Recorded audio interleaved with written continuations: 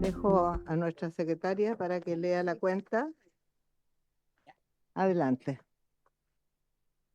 Sí, se ha recibido un oficio de la ministra de Salud mediante el cual responde a mediante el cual responde a un oficio de esta comisión en relación al estado del quinto decreto de la ley Ricarte Soto y la posibilidad de incorporar patologías dermatológicas graves, tales como dermatitis atópica, vitíligo, psoriasis, entre otras.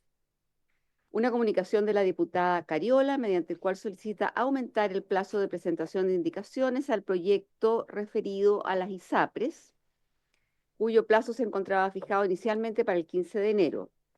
Una derivación de solicitud de audiencia mediante ley del lobby de la diputada Marta Bravo a fin de recibir a la ONG Acción Efecto para presentar el borrador del proyecto sobre etiquetado único para alimentos 100% de origen vegetal. Una propuesta de invitados del diputado Lagomarsino para el proyecto de ley sobre GES automático. Una comunicación de la alcaldesa de Lebu, mediante el cual remite copia de oficios 27, 28 y 29 del Servicio Salud, o sea, al Servicio Salud Arauco de fecha 10 de enero de 2025 en relación a la presentación estrategia en el aumento per cápita Lebu 2025.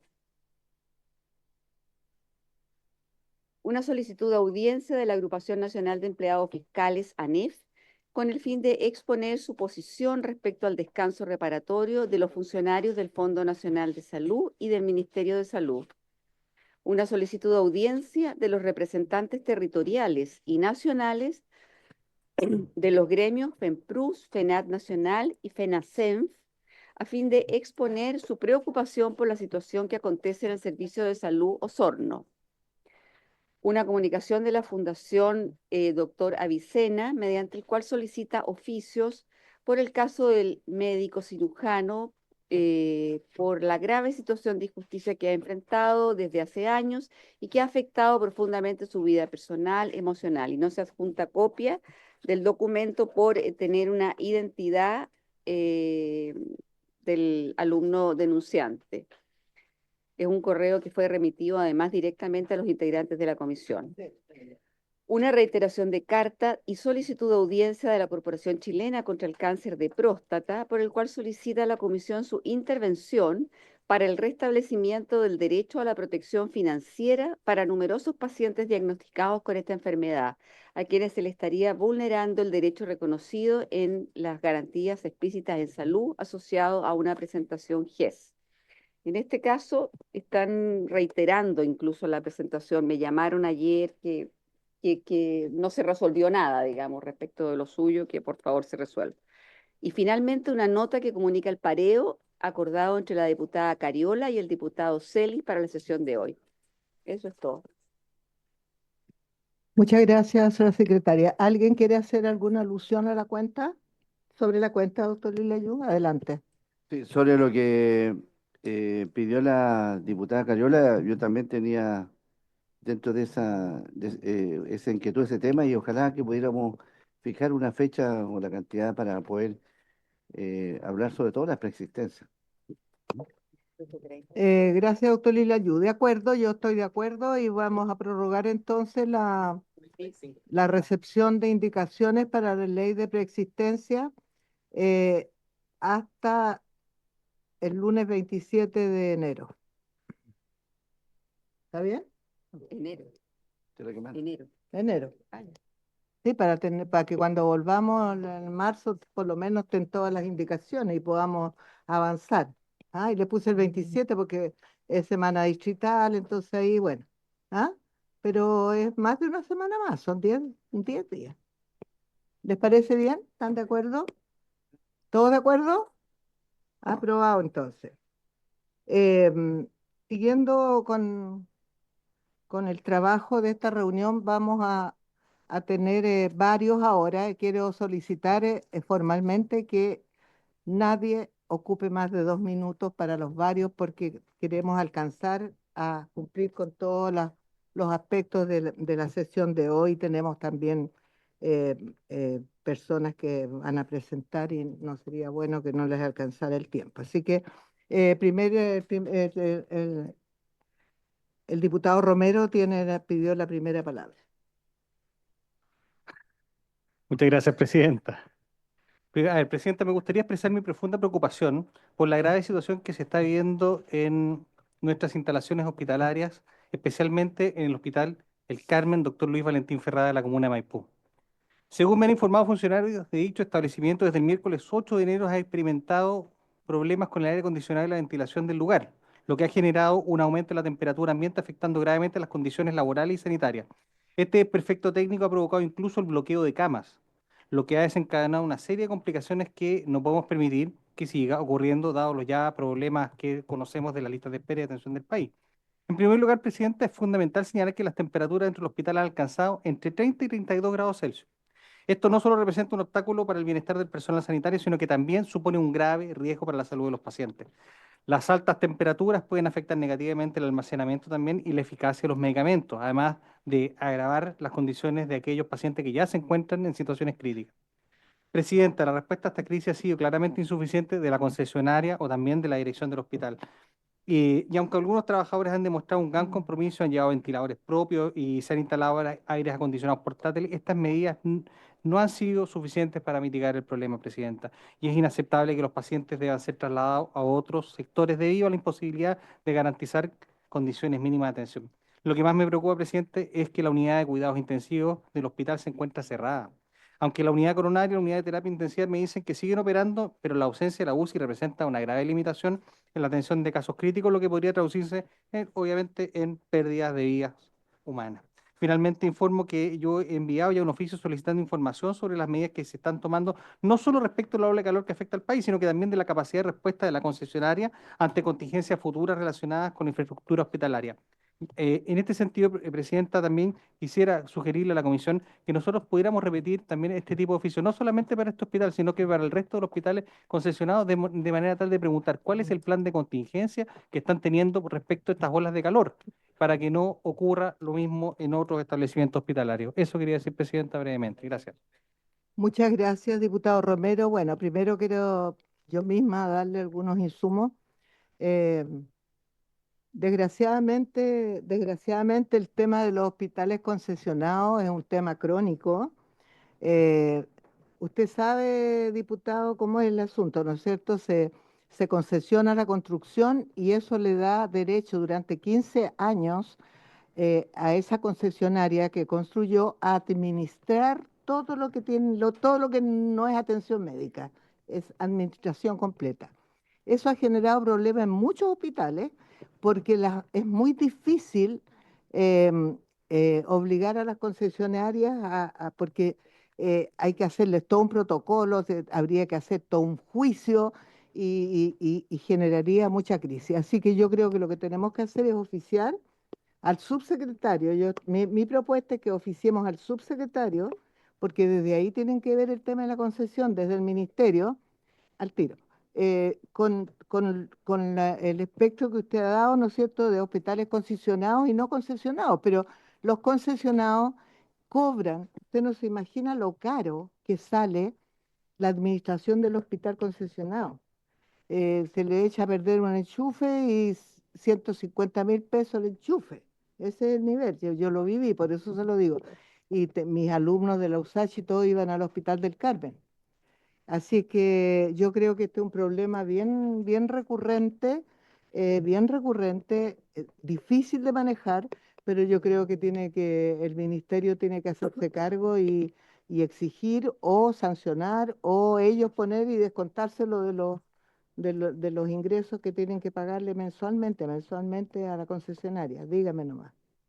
Brevemente, esto no se trata de hacer digamos, un debate sobre el modelo de concesiones, lo que yo tengo súper claro cómo funciona, pero evidentemente que en todas estas cosas hay que gestionar los contratos, ya lo ocurre con cualquier tipo de concesión. Entonces, el asunto es que eh, en este caso en particular, lo que importaría es saber si efectivamente están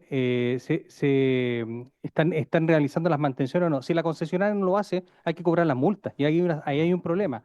Si no se cobran las multas hay una responsabilidad del Estado, porque evidentemente que esto tiene que haber gestión. si el Estado deja pasar, si por ejemplo en este caso en particular, esta concesionaria durante todos estos años jamás ha tenido una multa, me parecería sumamente extraño. Significa que están dejando que el hospital se maneje solo. Lo que nosotros como Comisión perdón, de Salud debemos hacer, creo yo, es empezar a meternos a decir, oiga, están cobrando las multas, están preocupados de la climatización, de los ascensores, eso lo digo, o sea, yo hago la invitación porque sí, es que sí, claro, pero más, puede ser también, pero hago una invitación, digamos, con ocasión de lo que me ocurrió a mí, yo pienso que tal vez les está pasando a todos ustedes, y yo creo que sería importante que por lo menos preguntemos si se están cobrando las multas, está habiendo Perfecto. gestión, y ese es el tema más que nada. Ya, muchas gracias. Vamos a oficiar al subsecretario explicaciones sobre todos los mecanismos de vigilancia y supervigilancia de cómo está funcionando los hospitales concesionados, si hay multas, porque en este momento hay casos graves, como es el caso del Hospital del Carmen de Maipú. Ya. Doctor Lila, ayuda, adelante. 1 minuto y medio. En el día de hoy, lo tengo escrito, así que hacer rápido. En el día de hoy hemos conocido un reportaje que nos habla de una grave vulneración de derechos de niños y adolescentes, donde más de 1.800 jóvenes pertenecientes al CENAMI y a Mejor Niñez están en lista de espera de una atención médica o una cirugía. Esta cifra nos parece preocupante, pues se trata de niños, niñas y adolescentes que están bajo la tutela del Estado, eso es lo grave, con quienes se debiera trabajar y apoyar de forma integral. Pero cuando leemos con estupor que algunos de ellos llevan casi un año a la espera de una cirugía o una atención médica, nos damos cuenta que tanto el CENAME como la Mejor Niñez aún no tienen la capacidad de darle una atención adecuada a los niños, niñas y adolescentes que están en una condición de vulnerabilidad. Por ello, quiero que se oficie al Ministerio de Salud para que dé cuenta de la cifra actualizada de menores que se encuentran en lista de espera y que son parte de ambos sistemas, y que se nos pueda informar si existe alguna planificación para reducir estas listas de espera, o si acaso serán tratados de igual forma que el resto de los pacientes que están en lista de espera y que, por cierto, necesitan también una atención urgente. En la mañana escuchamos el informe, señora presidenta, de la Contralora, tuvimos algunos parlamentarios ahí, que fue, la verdad, lapidaria, de todos los servicios de todo el país. Yo dije una palabra que me quedé anonadado, y segundo, me dio vergüenza lo que está pasando. Y también solicito que se oficie a la Defensoría de la Niñez para que emita algún pronunciamiento respecto a esta evidente vulneración de los derechos de niñas y adolescentes, y si es que están realizando acciones coordinadas con la Mejor Niñez y CENAME para poder acelerar la atención que tanto esperan los menores. Entonces, por lo tanto, solicito a la Comisión que se pueda oficiar al Ministerio de Salud y a la Defensoría de la Niñez para que nos dé respuesta de esto, que considero que es grave. Muchas gracias, doctor Lilio. Yo quiero contarle que la semana pasada tuve una reunión con el director de Mejor Niñez, y me contó justamente que han ingresado en los últimos 6 meses 2.000 niños más a la protección del Estado, eh, y que justamente donde tiene más problemas son con los temas de salud mental, temas de salud mental y también de salud sexual y reproductiva. Y quedamos justamente, yo quedé de hablar con la ministra de Desarrollo Social al respecto, pero creo que oficialmente lo que tenemos que hacer como comisión es lo que usted dice, oficiar tanto al Ministerio de Salud como al de Desarrollo Social, porque ambos tienen que trabajar juntos. Esto tiene que ser una estrategia intersectorial, porque obviamente que Mejor Niñez no puede hacer nada si no le dan horas en salud, o sea, y está superado por el número de jóvenes y niños chicos. Han ingresado muchas guaguas también, que antes no había muchas guaguitas en el Mejor Niñez, ahora han ingresado muchísimas guaguas y están con un montón de problemas. Así que creo que es una oportunidad para que nosotros también podamos hacer un oficio, y yo voy a seguir con mis averiguaciones también y les voy contando. Doctor Lee. Gracias, Presidenta. Presidenta, el día de hoy comenzamos a trabajar en la comisión investigadora respecto a las listas de espera. Realmente al escuchar a la Contralora da vergüenza darse cuenta de que el Estado no ha dado respuesta a esta situación grave, porque además han habido informes que han ocupado largo espacio de tiempo, no solamente de este gobierno, sino también de gobiernos anteriores. Y yo creo, Presidente, que es el momento de tomarnos el tema en serio. Cuando una persona pierde la salud, adquiere una enfermedad, el estar esperando tratamiento no solamente genera incertidumbre, problemas de salud mental, sino que claramente muchas enfermedades también se agravan al punto de transformarse en irreversibles cuando estos tiempos de espera son exagerados. Presidente, hace un tiempo atrás, no mucho tiempo, un par de meses, solicité al Ministerio de Salud que nos diera a conocer la metodología para hacer las mediciones de las listas de espera, tanto de los sistemas locales como del SICTE, ¿no es cierto?, que es el sistema que se ocupa a nivel nacional. Hasta la fecha no hay respuesta, lo que también delata una cierta despreocupación por parte de este tema del Ministerio de Salud. Presidenta, yo quisiera reiterar el oficio al Ministerio de Salud y en específico a la Subsecretaría de Redes Asistenciales para que nos dé a conocer cuáles son los mecanismos y la metodología para confeccionar esta lista de espera, porque Contraloría finalmente detectó que hay claras diferencias con respecto a los sistemas de registros locales con respecto a los nacionales. Em, Así que simplemente eso, Presidenta, reiterar el oficio y también hacerlo a través de esta comisión, porque más allá de que exista una comisión investigadora hoy día, esa comisión tiene plazos y lo más probable es que, dada la demora que tiene el Ministerio de Salud en responder los oficios, finalmente me parece mucho más atingente solicitarlo a través de esta comisión. Muchas gracias. Al tiro le doy la palabra a doctor Lilayu. Muchas gracias. Yo creo que como que estamos todos preocupados en las mismas cosas porque justamente hemos estado conversando yo también. Gran parte de los problemas son de arrastre, ¿ah? Claro que ahora se hizo caos con toda la rémora de la pandemia, pero hay un tema grave en los sistemas de información. Son a mano todavía. ¿Cómo puede ser?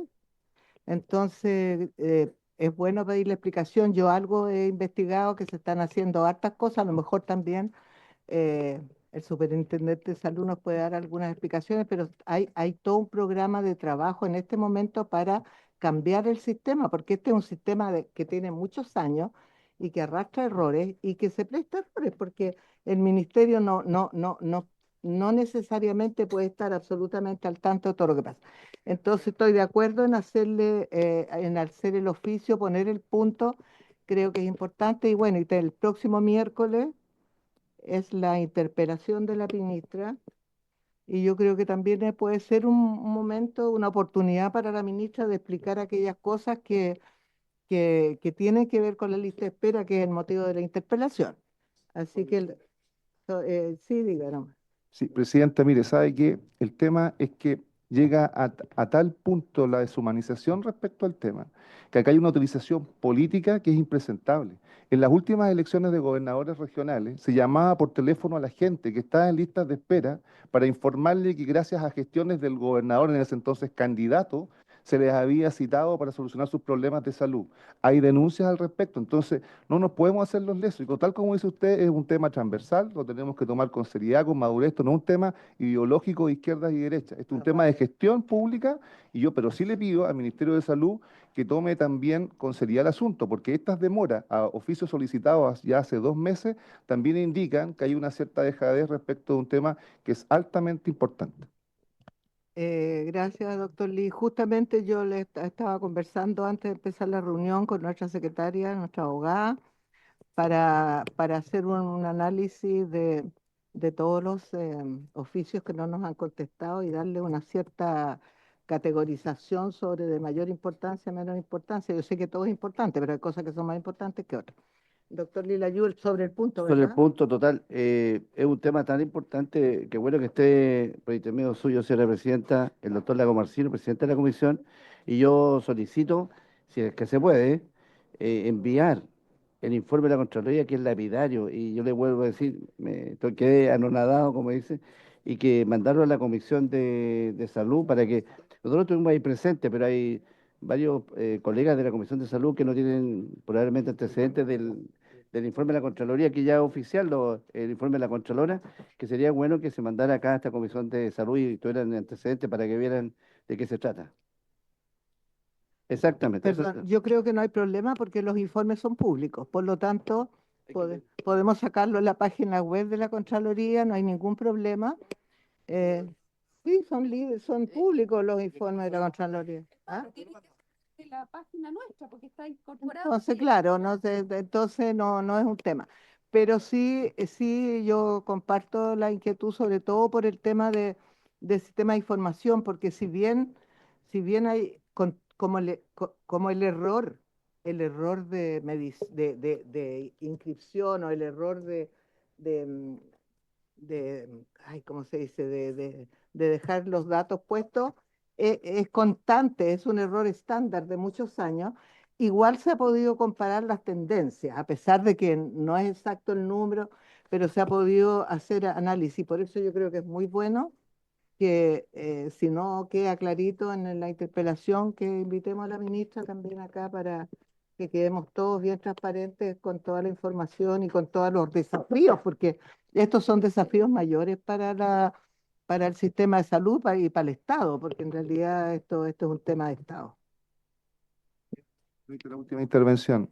Presidenta, mire, aquí también tenemos que llegar al fondo del asunto. O sea, si hay una organización, no sé de qué tipo, pero claramente ilegal, que llama a un paciente que está en una lista de espera, o sea, dispone del teléfono de esa persona y le ofrece solucionarle sus problemas de espera, es porque también hay una complicidad entre el sistema de salud, no sé a qué nivel, con candidatos políticos. Eso es sumamente grave. Nosotros vamos a seguir hasta a las últimas consecuencias y también le vamos a la próxima semana a hacer llegar todos los antecedentes, Presidenta, para que también esta comisión nos ayude a despejar esas dudas. No podemos permitir que se siga jugando con la incertidumbre de personas que están enfermas. Me llamaría toda la atención, pero yo a esta altura del partido ya no,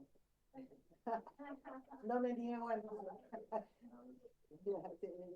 Llegué más ingenua para acá, pero ya se me ha quitado la ingenuidad. Bueno, doctor Rosa, usted, no, diputada Gasmuri, 2 minutos, ¿ah? ¿Usted quiere hablar? Gracias, Presidenta. Dos de los puntos ya los tocaron acá, que Ah, tiene ya, que ver entonces con... sálteselos nomás. Bueno, para pero que lo voy a no- mencionar solamente porque es un tema de nuestra máxima preocupación que tiene que ver con la situación relatada por el director de Mejor Niñez. No voy a profundizar, pero por supuesto adhiero absolutamente a lo que acá se ha dicho No, de la sí, máxima sí, yo preocupación. fui a hablar con él porque Sí, estaba... me parece Ya. muy bien. Solicito, Presidenta, por su intermedio, se puede oficiar al Hospital Sotero del Río respecto a una consulta que quisiera llegar un vecino de la comuna de Puente Alto que nos comenta sobre el desabastecimiento del medicamento Prolopa, que forma parte, ¿cierto?, de un tratamiento de control del Parkinson, ¿Pero entre es un otras cosas. caso individual? Pero que nos dijeron varios pacientes que están con este problema y que lo están Ah, mandando a comprarse particularmente por fuera del ok. tratamiento. Entonces, oficiar porque ¿Y esto eso vale está en el 20. GIEP, po? Claro, pues justamente por eso es la consulta, porque Ya. vale 25.000 pesos aproximadamente en el mercado, o sea, lo que para la gente obviamente. Entonces, oficiar en este sentido, pensando que estamos hablando de pacientes en general una comuna más vulnerable, que de recursos que nos sobran, entonces sería importante ver qué pasa con eso. Y también respecto al Hospital Sotero del Río, quiero agradecer la respuesta al oficio que solicitamos sobre la posibilidad de establecer un cuarto turno en este hospital, que fue informada la semana pasada en la cuenta de esta comisión. No obstante, y dada también la contingencia que estamos viendo sobre la rebaja de recursos del Ministerio de Salud, que a todos nos ha impactado, y por ende la red pública, solicito que también se oficie desde esta comisión al Ministerio de Hacienda y la DIPRES para que den cuenta, por un lado, de la posibilidad de expansión en materia de cuarto turno para pensando en el 2026, pero también dar cuenta en detalle de esta rebaja que hemos conocido, ¿no? Y el impacto que eso está teniendo, ¿no? Entonces, muy importante. Y por otro lado, para terminar este oficio, también para dar explicaciones con respecto al detalle sobre el ausentismo laboral, porque parte de esta explicación para la rebaja de presupuesto está en este ausentismo, ¿cierto?, de los profesionales en el ámbito de salud, pero aquí hay que mirar, ¿cierto?, cuáles son las patologías que están de base en ese ausentismo, que tienen que ver con salud mental, con patologías relacionadas con dolencias traumatológicas, por el esfuerzo, etcétera. Entonces, creo que hay que poner un poco de seriedad, porque querer justificar la rebaja en presupuesto para el ámbito de salud por el ausentismo, yo creo que hay que ver las causas del ausentismo de otra manera. Así que ese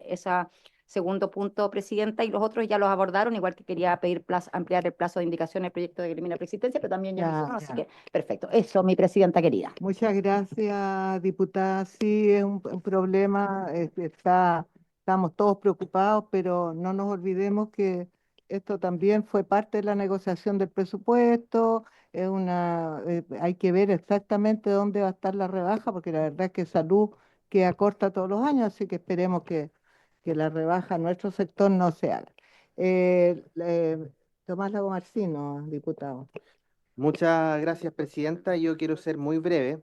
Efectivamente, el 2 minutos, eh, no más. yo siempre me tengo al tiempo. Gracias. Sí, o si no me interrumpen. Ya. Como supimos el día lunes, se comunicó una reducción del presupuesto del Ministerio de Salud de 15.968 millones de pesos. El decreto 19 del 10 de enero de 2025, que incluía disminución en el programa de APS, grupos de relaciones diagnósticos, prestaciones institucionales y hospitales autogestionados. Afortunadamente, el Ejecutivo y particularmente el Ministerio de Hacienda rectificó dicho decreto 19, al menos eliminando la reducción para el programa APS, GRD, prestaciones institucionales y hospitales autogestionados, lo cual significó una disminución de la reducción de 764 millones, manteniéndose una reducción de 15.204 millones. Una reducción que existe, que es real, que está en decreto en toma de razón de Contraloría. Y yo quería, obviamente, poner esto antecedente de la comisión. Yo sé que algunos diputados que me antecedieron también lo plantearon porque es una cuestión de preocupación de todos. Quiero valorar que eso sí, quiero valorar que se haya rectificado en función de un compromiso sostenido en el protocolo de la ley de presupuesto, porque Hacienda había comprometido que no se iba a bajar ni un peso con posterioridad a el presupuesto que va en atención directa de los pacientes, lo cual se cumplió en la rectificación. Pero si no hubiéramos saltado varios, quizá otro gallo cantaría. Así que yo creo que el rol fiscalizador de los diputados y diputadas en esta materia es muy Fundamental. importante y de los integrantes de esta comisión, especialmente en materia de salud. Muchas gracias, presidente. Gracias, diputado Lago Marcino. 2 minutos para el diputado Palma. Muchas gracias, presidenta. Saludar al superintendente por su intermedio. Presidenta, solamente traigo un tema que es el caso de una paciente, Claudia Hinojosa, quien en 2001 sufrió una situación que yo categorizaría como de violencia obstétrica. En el momento del parto sufre un daño importante que genera finalmente una fístula eh, con el aparato genitourinario y el tubo digestivo. Y el tema es que a producto de ese daño estuvo varios años con pañal y finalmente le dejaron una colostomía definitiva. Y lleva 15 años lidiando con esta tragedia, más infecciones urinarias a repetición. Claramente fue una situación de maltrato que recibe en el hospital y quiero pedirle, presidenta, si es posible oficiar al director del hospital o al director de servicio en su defecto para pedir que se indague sobre la situación de esta paciente, que es paciente histórica del Sotero del Río, porque comprenderán que una persona que tiene algo más de 45 años ha sido una vida bastante mal llevada con esta colostomía definitiva y no le dan ninguna solución. Hubo un daño perineal, fue producto de un daño obstétrico. Muchas gracias, presidente. Gracias, diputado. Mire, a ver, esto de los casos individuales son muchos los problemas que están, ¿no es cierto? Yo quizás soy de la idea más práctica y más rápido también, de que los casos individuales tratemos de solucionarlos nosotros como diputados. Podemos ir perfectamente. Yo he ido a casi todos los hospitales varias veces de mi distrito a conversar con la directora del hospital, a plantearle y como que acelera bastante la solución de más que los oficios. El oficio, claro, cuando es una cosa más grande, no basta una reunión con el director, pero no sé, yo le sugeriría que más que un oficio, y si quiere lo acompaño, doctor Palma, como presidente de la Comisión de Salud, a conversar con la directora del servicio, que la conozco, me tocó trabajar harto con ella, yo entrar, para plantear este caso y que le busquemos una solución, porque es un caso puntual. Entonces, de aquí a que nos contesten un oficio, o sea, le van a venir varias infecciones urinarias, así que yo creo que lo mejor es que actuemos a lo mejor nosotros, nuestra calidad de fiscalizadores. Yo soy del distrito del lado y además como presidenta de la comisión puedo ir a cualquier parte. ¿Le parece? Ya, listo. Eh, Perdone, doctora, presidenta, yo quiero discrepar de eso. Nunca discrepé con usted, pero ahora quiero discrepar. Y yo he tratado de hacer lo mismo, usted sabe, en todas partes nosotros nos piden algún tipo de favor, o algún tipo de favor en sentido de los problemas que hay. Y yo ya hace bastante tiempo, hace 2 años aproximadamente, dejé de hacerlo. ¿Y por qué? Porque en este momento alguien me puede acusar porque estoy haciendo un lobby para saltarme la lista de espera. Y eso no corresponde. Claramente usted tiene, doctora, es así. Usted es presidenta, usted es presidenta, pero no es lo mismo que nosotros, yo vaya a un hospital, ¿cierto? A hablar con el director, tengo este problema de la colostomía que lo solucione, automáticamente me pueden grabar y me dicen que yo estoy haciendo un lobby. Claro que quiero. paciente que lleva 10 Doctora, años, estoy hablando en general. Yo creo que no que se tome esa manera. Yo creo que parece, o por lo menos ese es mi punto, que hay que tener cuidado. Estoy de acuerdo. No, yo estoy de acuerdo. Ninguna situación que se pueda confundir con lobby. Lo que pasa es que, ¿ah? No, no es lista de espera, pero muchas veces, por ejemplo, la problemática de los mismos fármacos, que es el mismo hospital. Claro, se puede oficiar porque además el fármaco lo más probable es que haya un déficit de otros también y por más tiempo. Pero me refiero al caso puntual de una persona que lleva 20 años con un problema y que a lo mejor es más fácil que lo vea un cirujano y se haga cargo, no de la lista de espera, porque eso es un multifacético daño, entonces no sé, pero tiene razón el doctor Lillayuca, hay que ser cuidadoso y cuidadosa. Cuidadoso y cuidadosa, porque obviamente que nosotros no estamos haciendo lobby para que el paciente, sino que un paciente que está en situación de abandono prácticamente se le toma en cuenta. Eso es lo que uno espera, nada más.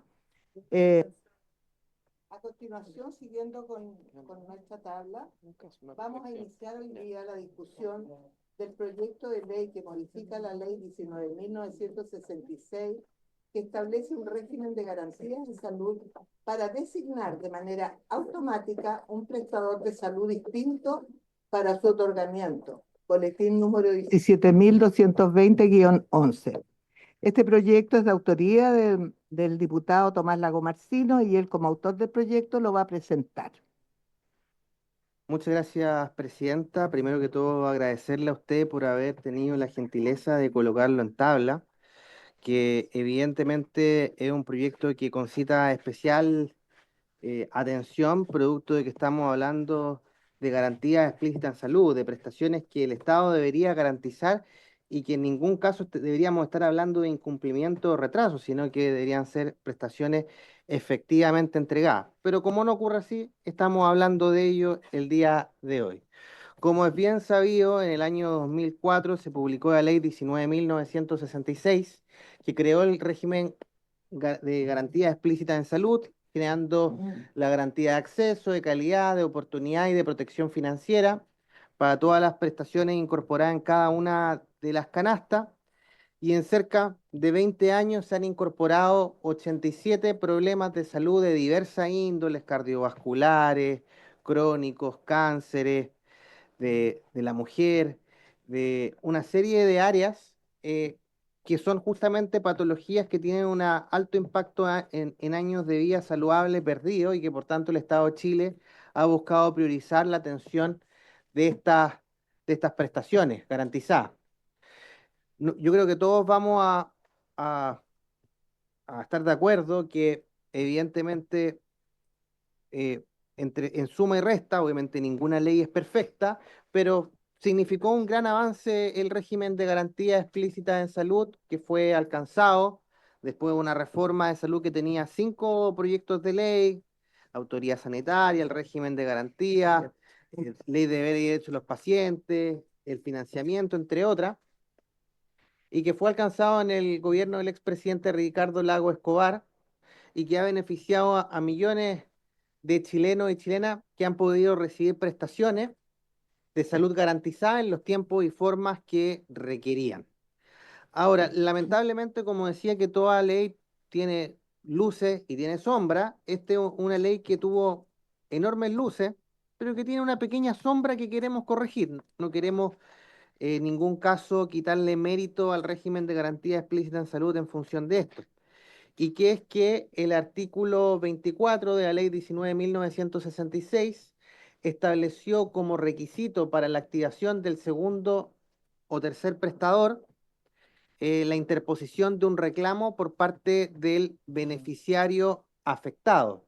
En primera instancia, evidentemente, con FONASA si es afiliado a FONASA, con ISAPRE si es afiliado a ISAPRE, y en segunda instancia con la Superintendencia de Salud para que se activen respectivamente el segundo y tercer prestador en los tiempos que contempla la ley de 30 y 15 días respectivamente. Porque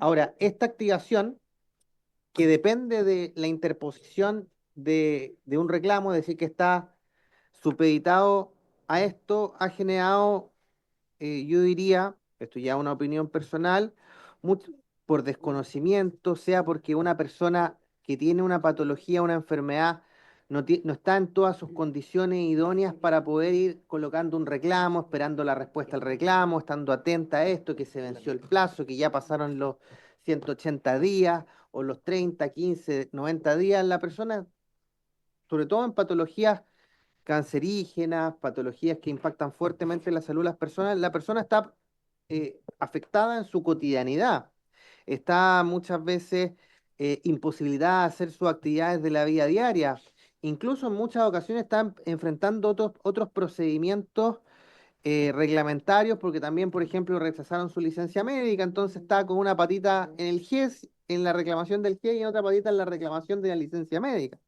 Entonces, claramente, haber supeditado la activación del segundo y tercer prestador a un reclamo, a mi juicio, no fue lo idóneo, pero tampoco le quita mérito a esta tremenda política pública de la cual estoy hablando.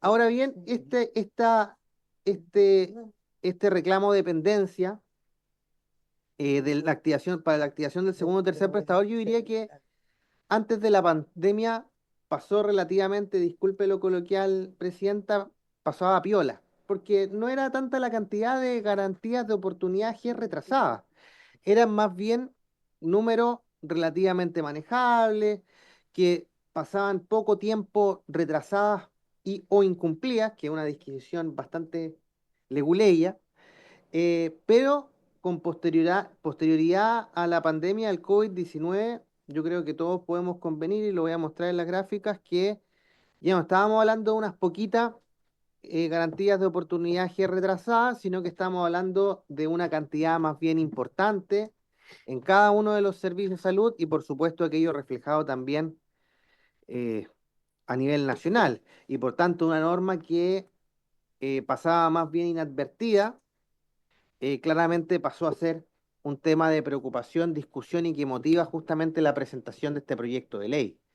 De hecho, aquí podemos ver algunos indicadores. Como el proyecto de ley fue presentado hace algunos meses, tengo hasta el corte del 30 de junio de 2024, pero antes de la pandemia estábamos siempre hablando en torno a las 6.500 garantías de oportunidad retrasadas a nivel país, lo cual evidentemente era un número manejable, porque aquello hay que dividirlo por los 29 servicios de salud.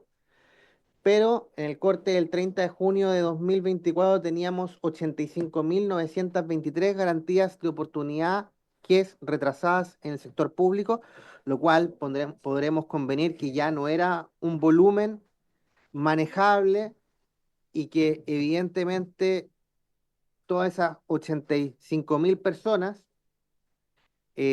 no todas ellas eh, iban o han ido a presentar el reclamo respectivo ante FONASA, la Superintendencia de Salud, para que la prestación garantizada finalmente sea otorgada.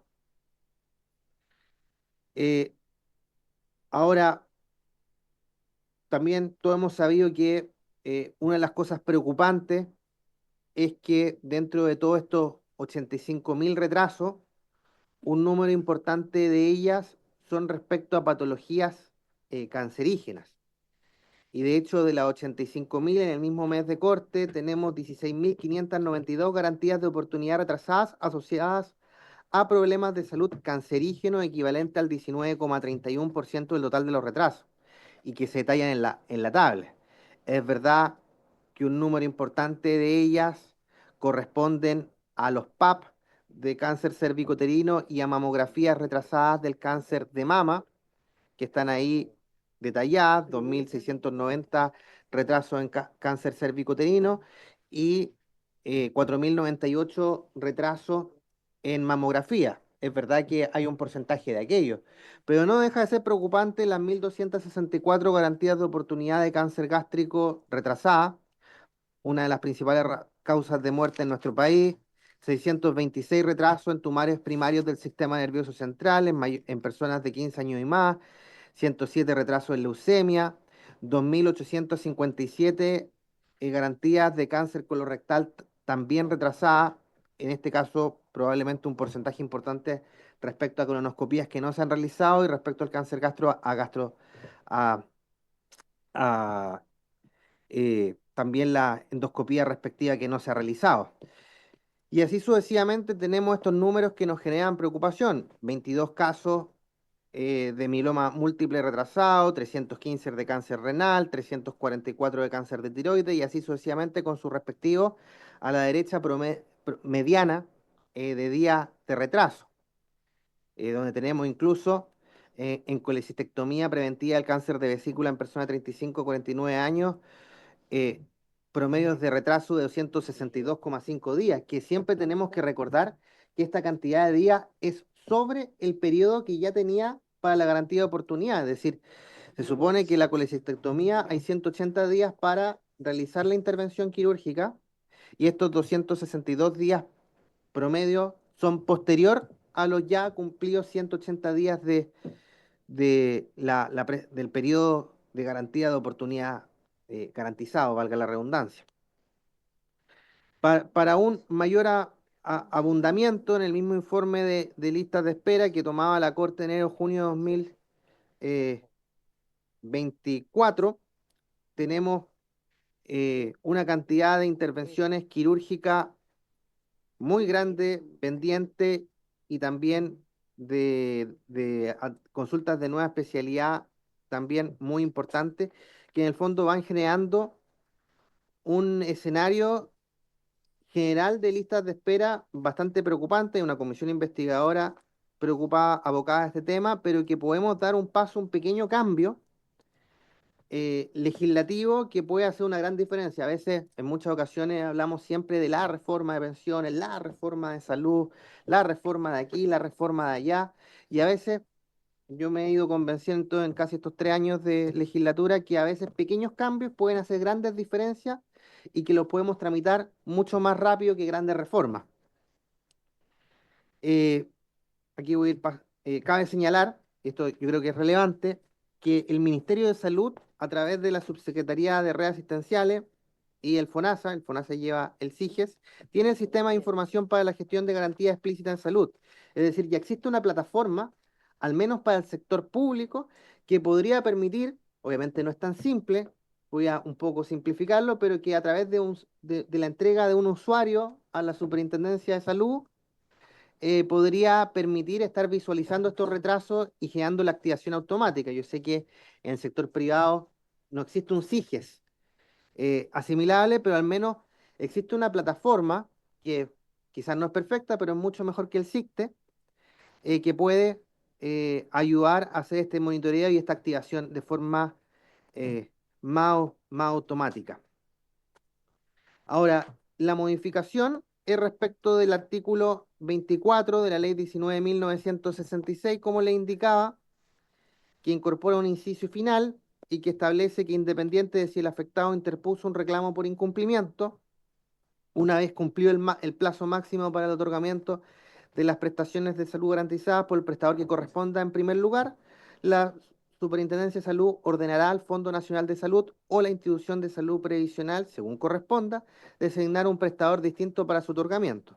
Una vez cumplido el plazo máximo para el otorgamiento por este prestador distinto, que es el segundo prestador, la Superintendencia de Salud designará el prestador donde se deberá otorgar las prestaciones de salud garantizadas, que efectivamente hace que la Superintendencia de Salud haga automáticamente esto. Ahí el superintendente podrá quizás darnos más luces de muchos elementos, eh, pero entiendo yo que prácticamente en todos los años que existe el GES, solamente una vez la superintendencia le ha ordenado al FONASA un tercer prestador. Y creo que debería ser una cuestión que sucediera más cotidianamente, porque imagino que muchas personas ya que están en este grupo de 85.000 personas con garantía G retrasada, exceden latamente los plazos y FONASA tampoco ha actuado automáticamente. Creo que una iniciativa simple, Presidenta. Yo le mandé un correo a la Secretaría pidiendo, evidentemente, invitar a la Ministra de Salud, al Subsecretario de Redes Asistenciales, al Superintendente de Salud, al presidente de la Asociación de Clínica, al presidente de la Asociación de ISAPRE y a la presidenta del Colegio Médico como para tener un pool inicial de audiencia, pero evidentemente también está plenamente abierto a otras expertos que se puedan escuchar a propósito de este proyecto de ley a fin de que pueda ser enriquecido y mejorado de la mejor forma posible y que esperamos que, si, que tarde o temprano el Ejecutivo pueda ingresar de alguna forma el patrocinio requerido para avanzar en esta materia. Muchas gracias, Presidenta, y nuevamente también agradecerle por haberlo colocado en tabla para iniciar la discusión. Muchas gracias, diputado. Sí, en realidad la idea era justamente, como estamos en todo este proceso de listas de espera y todo, buscar todas las alternativas que pudieran ser facilitadoras de los procesos, y por lo menos vamos a tener el espacio para poder em, invitar a expertos que puedan opinar sobre este tema, expertos en informática, expertos en cómo trabajar esta temática. Y también conversar con el ministerio porque dentro de los planes de interoperatividad y justamente ver la posibilidad de que esto sea incorporado rápidamente. Entonces, para mí es importante conversar esto y también pedirle la opinión de quién. Eh, ya, no, que sería bueno si puede ser que esté la subsecretaria de salud, que la estamos esperando. Ya, se ve que sí. Ajá. Em, Estimado superintendente, ¿usted quiere opinar sobre esta buena idea que tiene y muy buena propuesta de... Sí, gracias, Presidenta. La verdad que para nosotros de alto interés tener la oportunidad de seguir este proyecto de ley porque evidentemente modifica algunas formas, al menos de la fiscalización que nosotros realizamos para el cumplimiento de estas garantías. Tal como lo mencionaba el diputado Lago Marcino en su exposición, nosotros fiscalizamos contra la presentación de reclamos y eso evidentemente hace que no sea todo lo eficiente que uno quisiera. En segundo lugar, yo debo decirlo porque efectivamente lo más probable es que este proyecto de ley rogue gasto fiscal. No obstante, entiendo que la cuestión de admisibilidad fue resuelta ya por la sala hace algunos días o semanas atrás. No desconozco cuándo, pero entiendo que se está discutiendo con ese punto al menos ya resuelto por parte de la Cámara de Diputados. Y lo digo porque, claro, hoy día hay un proyecto de interoperabilidad que en su puesta en marcha eventualmente podría colaborar mucho respecto de una idea de esta naturaleza, de tal forma que nosotros pudiéramos ir controlando y fiscalizando en línea cuál es el cumplimiento de las garantías GES. Hoy día hay varios elementos que implican retraso, que no solo tienen que ver con la gestión tanto del FONASA como de las ISAPRES, también tiene que ver con los tiempos en que se sube la notificación al sistema respectivo o eventualmente en el caso de la ISAPRES a nosotros se nos informan de estos cumplimientos, no hay un sistema en línea que debiera, a mi juicio, también haber, por eso que la interoperabilidad tiene un rol importante. Y claro, eso significa que los plazos incluso no necesariamente son tan estrictos como debieran, ¿no? Si hay un retraso en la notificación de una patología GES, claramente todos esos días de retraso ya juegan en contra de los pacientes. En tercer lugar, la ley, ¿por qué otorga, digamos, una primera instancia de resolución y segunda incluso a los seguros? Porque apuesta a la gestión de los seguros, tanto el público como los privados, en su red de prestadores, ¿ya? Pero como es una garantía que está establecida en ley, sobre todo la garantía de oportunidad, la Superintendencia contra reclamos sí puede entonces designar un tercer prestador, de tal forma que se dé cumplimiento a dicha garantía. Nosotros efectivamente el año recién pasado designamos un tercer prestador, no se hacía hace 15 años, respecto de FONASA, digamos, ¿ya? Pero no se hacía porque habitualmente lo que hace la superintendencia cuando recibe situaciones de esta naturaleza, gestiona directamente con el FONASA, con las ISAPRES, para que puedan cumplir dentro del plazo con el nombramiento de su segundo prestador, ¿ya? Y habitualmente ha funcionado a través de los buenos oficios, entonces, el cumplimiento, digamos, de estos plazos. No obstante, insisto, hay otros retrasos que se refieren a aquellos que no están siendo fiscalizados porque no hay reclamo, digamos, presentado. Entonces, en términos generales, obviamente es una muy buena idea, pero claramente hay que ver cuáles son los costos que están asociados a la misma y de qué manera pudiera implementarse si es que hubiese entonces una voluntad favorable de que esto se transforme en ley porque también va a requerir lo más probable una progresividad en el tiempo, no solo por los recursos asociados, sino que también por la capacidad que vaya instalándose progresivamente en el sistema, claro, en el sistema sanitario para que vaya funcionando, ¿ya? Esto va a imprimir presión, ¿ya? Va a imprimir presión sobre la gestión que deben realizar tanto el FONASA como las ISAPRES, pero bueno, insisto, esto va a requerir, digamos, de poder observarlo, sobre todo en la progresividad para el cumplimiento correcto de la norma. Es lo más probable, ¿Cierto? lo más probable. Muchas gracias, superintendente, por su análisis y creo que la próxima semana vamos a tener entonces invitados a expertos. Ya me parece que hay tres, pero cualquiera de los diputados de la comisión pueden también proponer algún experto o institución que pueda hacer un aporte en una audiencia. Bueno, a continuación entonces vamos a seguir con la discusión del proyecto de ley que establece un sistema de protección para estudiantes de educación superior que requieren cuidados en su salud mental, boletín número 16.428-04. Debo aclarar para los que no se acuerden que este es un proyecto de ley que parte en la Comisión de Educación Superior, y ya la ley está aprobada en su aspecto general y también se aprobaron y ya está listo todo el tema de las indicaciones que se hicieron en educación. Ahora, nosotros también, por estar tan relacionados, está bien que es en los establecimientos de educación superior, pero están altamente relacionados con salud mental y con problemas donde el ministerio tiene un rol importante, donde hay todavía está el departamento de salud mental, ¿no es cierto? Ya.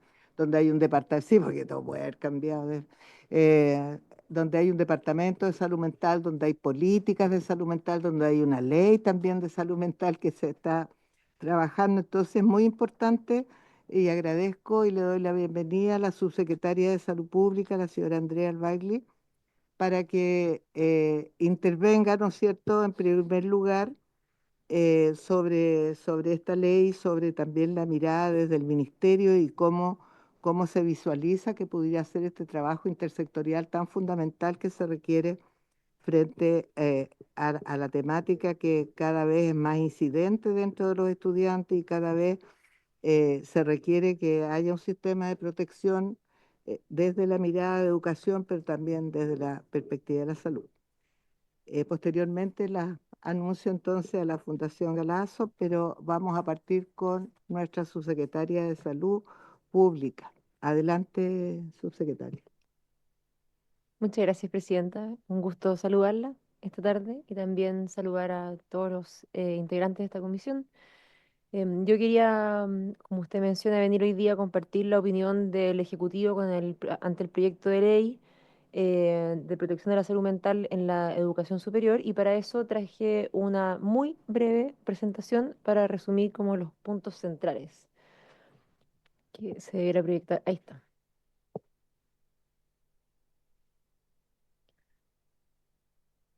Bien. Para iniciar, quiero comenzar con antecedentes generales de cifras epidemiológicas tanto a nivel global como a nivel nacional.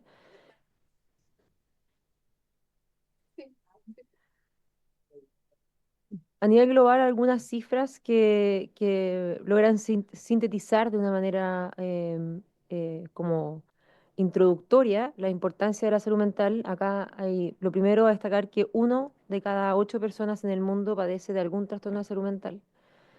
Em, y que las personas, y muy importante también, porque eso es en términos de frecuencia, pero si hablamos en términos del impacto que tiene en la salud de las personas, otra cifra que queremos rescatar es que las personas que tienen una enfermedad mental grave, como por ejemplo la esquizofrenia, otros trastornos psicóticos, trastorno afectivo bipolar o depresión resistente y o recurrente, además tienen una reducción en la esperanza de vida de entre 10 a 20 años en comparación con población que no tenga alguno de estos padecimientos que son los cuadros más severos dentro de la salud mental. y 11% de la población ha presentado alguna vez en la vida un trastorno depresivo. Entonces, estas primeras cifras son para hacer los dos puntos importantes en epidemiología, que es frecuencia y una aproximación a lo que es la carga de enfermedad reflejado en la disminución de la esperanza de vida. En Chile, quiero rescatar acá algunas cifras que tenemos a nivel nacional. Lo primero es esta cifra del 6,2%, refleja a nivel nacional la prevalencia de depresión en adultos. Esta es la cifra de la Encuesta Nacional de Salud, la última, que es del 2016-2017, que lo que tiene de innovación en comparación con las otras encuestas nacionales de salud es que la primera, segunda y también la tercera versión tiene un módulo que es el City Short Form que ve la sospecha de depresión. Pero esta, que fue la última encuesta, se agregó el módulo completo del cuestionario para hacer el diagnóstico diferencial. Entonces, esta prevalencia es sobre el diagnóstico de depresión. Es 6,2% a nivel nacional, es menor en hombres, en un 2,1%, y es mayor en mujeres, reflejando el 10,1% en el caso de las mujeres. La conducta suicidia, que es un continuo que va desde la ideación a la planificación, al intento. Cuando uno mira la cifra de la ideación suicida, la misma encuesta nacional de salud refleja que el 11% del país ha tenido alguna vez ideación suicida, y esto es 6,7% en hombres, 14,4% en mujeres. Es mayor en mujeres cuando estamos hablando de ideación e intento, pero cuando uno mira las cifras de mortalidad, se revierte la relación y es mucho más alto en hombres la mortalidad por suicidio que en mujeres, en una razón de 4 es a 1. El gráfico que está abajo demuestra lo mismo que mencioné antes de la prevalencia de depresión. Ahí muestra que es más alta en mujeres que en hombres, y la distribución por tramo de edad, que es más alto en las personas entre los 45 y los 54 años, que llega a un 8,5% en ese tramo de edad. Además, acá también este gráfico lo que muestra es la evolución de la cantidad de personas, esto es en números brutos, cifras brutas, número de personas que están en control de algún programa de salud mental. Entonces, ¿qué vemos? Que desde 2014, que es la barra horizontal que está más arriba en el gráfico, hasta la del 2023, que es la de más abajo, ha ido aumentando con alguna pequeña variación que se ve ahí en el año de la pandemia, pero ha ido aumentando la cantidad de personas que están en control por salud mental, y es siempre más alto en mujeres que en hombres. Acá quiero recordar que estos son números totales en cantidad de personas.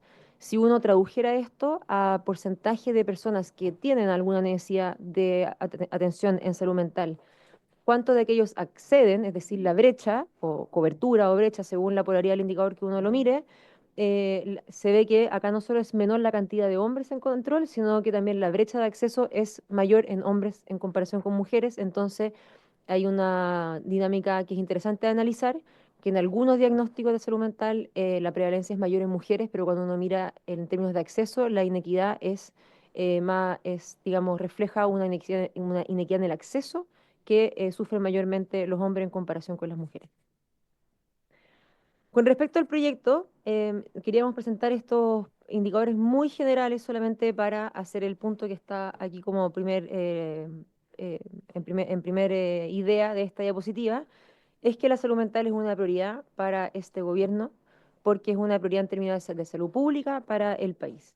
Es por esto que nosotros como Ejecutivo presentamos un proyecto de ley integral de salud mental que lo que hace es proponer una mejor coordinación institucional para asegurar la acción del Estado de manera intersectorial, con una lógica de salud en todas las políticas, de salud mental en todas las políticas, para promover y proteger la salud mental de las personas en nuestro país, resguardando también que los servicios sanitarios tengan la organización adecuada en el territorio nacional, con un modelo de salud mental comunitaria, de la manera más costo efectiva posible.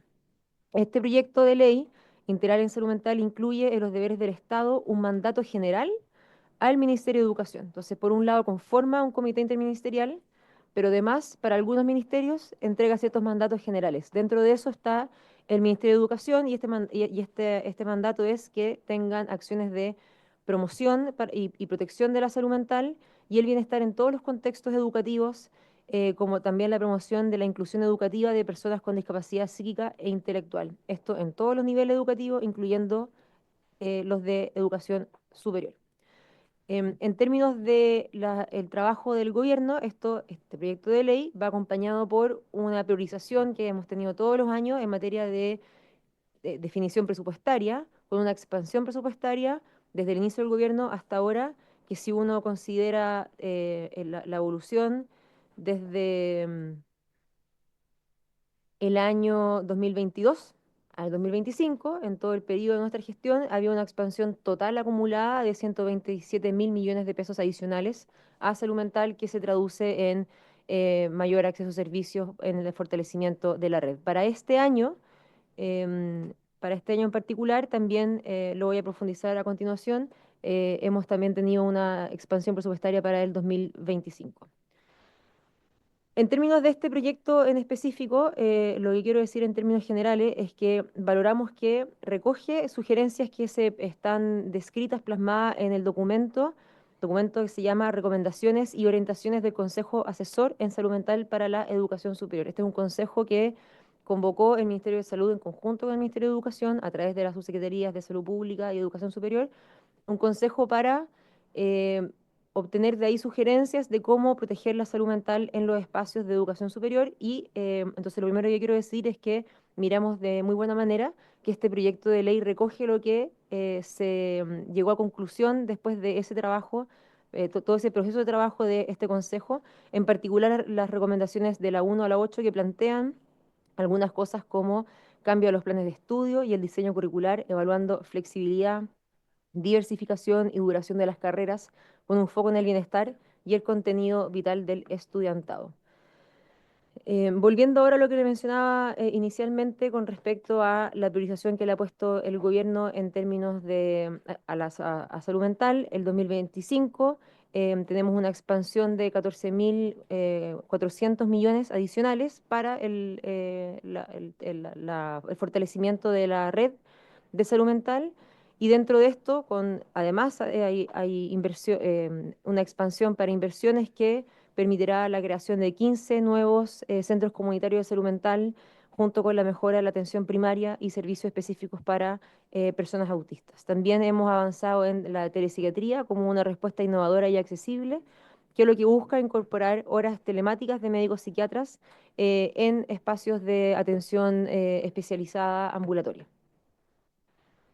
Entonces, en síntesis, Presidenta, quiero ratificar que para nosotros como gobierno compartimos la importancia de legislar sobre esta materia, de incluir a todos los actores institucionales en esta conversación, recogiendo las recomendaciones y orientaciones que ya se han realizado y evaluando las mejores prácticas de instituciones de educación superior sobre la dimensión de salud mental de sus estudiantes. Un punto adicional que quiero plantear acá es que nos parece que cuando uno mira ambos proyectos, el proyecto de ley de salud mental integral, que está hoy día en el Senado, y como le decía, le entrega un mandato general al ministerio, al sector educación, es muy complementario como un proyecto distinto, pero que conversa muy bien con este proyecto en el sentido que este es un proyecto que le entrega un mandato específico de cómo proteger la salud mental en la educación superior, que es un nivel de especificidad que el proyecto de ley integral de salud mental no tiene en ninguno de los sectores. Entonces, desde ese punto de vista, nos parece que no solo avanza en la línea correcta y necesaria para la salud pública del país, sino que también es complementario con otras iniciativas legislativas. Muchas gracias, Presidenta. Muchas gracias, subsecretaria. Le quiero sobre el punto, eh, ¿a usted le parece posible, dijéramos, dentro de lo que es en el mediano plazo, que realmente hubiera entre las instituciones de educación superior y el Ministerio de Salud alguna institucionalidad dentro de lo que ya existe que pueda de alguna manera eh, hacerle de posibilidad realmente de derivar a los pacientes o a los enfermos? Porque hemos pedido que en las universidades haya todo lo que tú dices, los espacios saludables, los espacios promotores, toda la lucha contra el bullying, bueno, todo lo que se puede hacer para prevenir y promover la salud mental, eh, pero muchos de los que recibimos en educación, porque también estoy en la Comisión de Educación, entonces he estado en la discusión de allá y ahora en la de acá, es que, claro, hay universidades como la USACH, donde yo trabajaba, que tiene todo un departamento de salud mental en la vicerrectoría para los estudiantes. Igual es súper magra en relación a las necesidades, pero hay psicólogos, hay psiquiatras, qué sé yo. Pero hay otras universidades que no tienen ninguna infra para aquello. Entonces, no sé con qué velocidad o con qué recursos o con qué voluntad también querrán de verdad hacerse como cargo de todo esto. Entonces, ahí es donde yo creo que la intersectorialidad es básica y muy difícil, yo lo sé. Así es que como que eso quería dejarlo puesto porque a lo mejor justamente lo que desde esta comisión, trabajando con usted, a lo mejor se podría avanzar un pasito que no requiera más recursos de los que ya existen, pero porque la idea no es generar otro nuevo servicio, sino que cómo poder coordinar lo que existe porque estamos hablando de necesidades, pero tampoco estamos hablando de millones de pacientes, pero sí hay mucho suicidio en las universidades. Hoy día hay mucho acoso también de distintos tipos. Entonces, yo creo que habitualmente las universidades se sienten absolutamente desconectadas con el sector salud y eso no me parece correcto. ¿Ah? No me parece correcto, porque además están en un lugar, están en un espacio geográfico que tiene distintas instalaciones, mejores o peores, pero bueno, ahí habría que mirar esa parte, yo creo que es súper importante. Sí, le puedo comentar en Sí. esa línea, Presidenta, yo concuerdo con su observación, absolutamente, y desde ahí estamos trabajando con educación, tanto con la Subsecretaría de Educación General, pensando en los establecimientos escolares, como también con la superior, para buscar cómo articular ambos sectores. Entonces, por ejemplo, con educación general lo que hemos estado trabajando es la capacitación de duplas psicosociales en los establecimientos escolares para tener en cada establecimiento personas que tengan, Eso en el colegio, por eso, claro, eso viene de en, antes, ya, en ambos, primero voy a escribir en los ya. colegios y después en la universidad. Entonces, entregar herramientas para poder generar una buena convivencia dentro de los estudiantes, para saber cómo intervenir cuando hay contextos complejos y también para poder identificar cuando hay estudiantes que tengan alguna necesidad de atención para poder derivarlos prontamente a la oferta que haya en el territorio de salud mental dentro de nuestra red pública. Eso en los establecimientos escolares. Estamos haciendo lo mismo, algo muy similar, en educación superior con un trabajo coordinado que estamos teniendo con la Subsecretaría de Salud Pública, con la educación superior, donde hay una aproximación similar, es decir, pensando en cuáles son las medidas que pueden tomar las universidades y los centros de educación superior, em, tanto en la promoción como en la protección de la salud mental, pero también en prevención secundaria, es decir, en Exacto. diagnóstico Detección precoz oportuno, también, exacto, claro. detección precoz para una intervención oportuna. Y dentro de eso, entonces, también estamos trabajando en gestores comunitarios que puedan, por ejemplo, estar atentos e identificar señales de alerta cuando uno pudiese estar enfrente a una persona que está con algún riesgo suicida o potencialmente, para poder acercarse y tener una conversación y, por ende, también una derivación a los servicios de ayuda.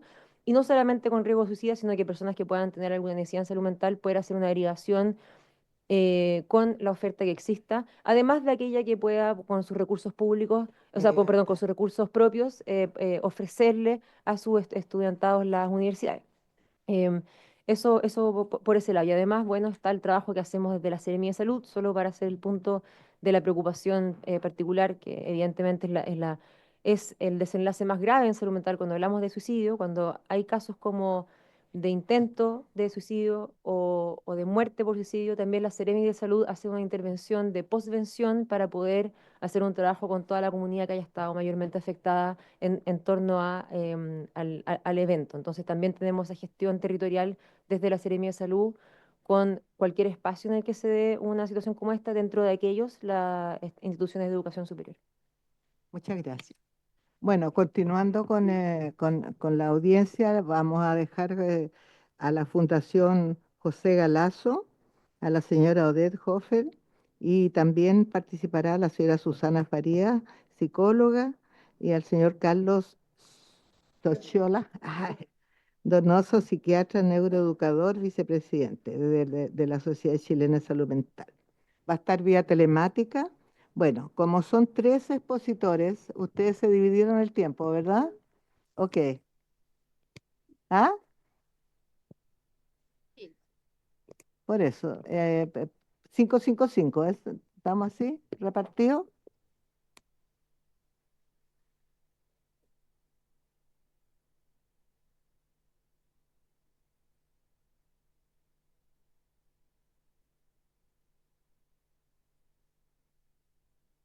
Bueno, mientras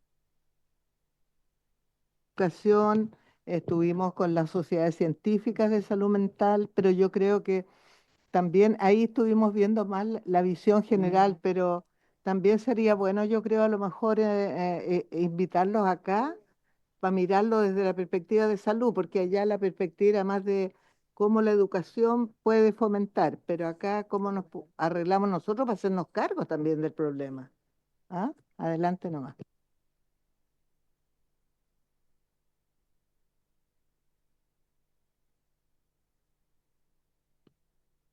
Ahí está, vamos bien. Buenas tardes a los honorables diputados y a todos los presentes. Muchas gracias por recibirnos, porque nuestra instancia es poder, como fundación dedicada al bienestar de los estudiantes, poder compartir un poco nuestra experiencia y la mirada que tenemos en una forma muy rápida. Nosotros queremos dejarle esta información para que ustedes la puedan ver con más detención, ¿ya? Porque la verdad es que la vas a ver rápidamente para poder cumplir con los tiempos asignados, ¿ya? Primero, hacer conciencia de que tenemos un 7,1% de la población de Chile en la educación superior, que se divide en casi 1.400.000 estudiantes, 137 instituciones, donde un 60% prácticamente son estudiantes de universidades, ¿ya? De educación superior. Bueno, esto viene desde tiempos atrás, digamos, desde 2018, cuando los estudiantes comienzan a manifestar, ¿no es cierto?, la urgencia de dejar de darle el valor a la meritocracia con presión que vienen desde pequeños y que simplemente tienen que tener una mejor salud mental. Esto continúa en realidad a través del tiempo con cifras que se elevan todos los años, ¿ya? De sintomatologías depresivas, en la pandemia. Y bueno, el último año lamentablemente han sido públicos 3 suicidios de jóvenes y muchos de ellos están escondidos porque no se habla por un tema de tabú, por un tema en realidad, de que las universidades no cuentan o las familias tampoco lo pueden expresar. Bueno, los datos,